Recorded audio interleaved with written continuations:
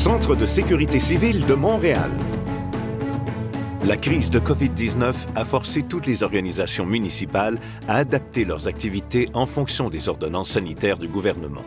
À Montréal, cela s'est traduit par l'élaboration de plans de confinement et de déconfinement qui devaient être coordonnés au sein de ces 34 administrations locales et de ces 35 services corporatifs.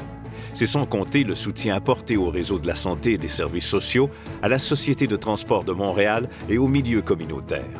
Toutefois, en raison de son contexte particulier à titre de métropole, Montréal a aussi vécu une crise humanitaire parmi les personnes en situation d'itinérance.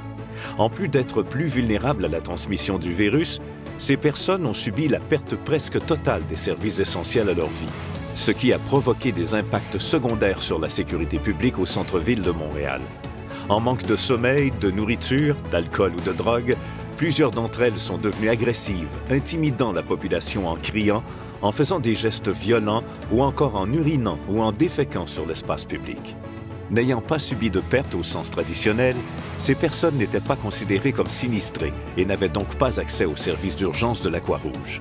Par conséquent, l'agglomération a dû mettre en place une stratégie multifacette d'intervention pour à la fois réduire la propagation du coronavirus au sein de la population itinérante, atténuer l'ensemble des impacts secondaires sur cette population et assurer une saine cohabitation de l'espace public.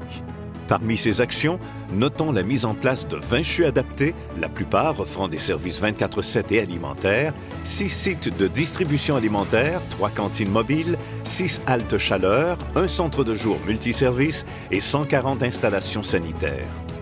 Pour son intervention d'envergure face à cette crise en rehaussant la résilience du réseau de soutien aux personnes en situation d'itinérance, le jury décerne un prix mérite au Centre de sécurité civile de Montréal.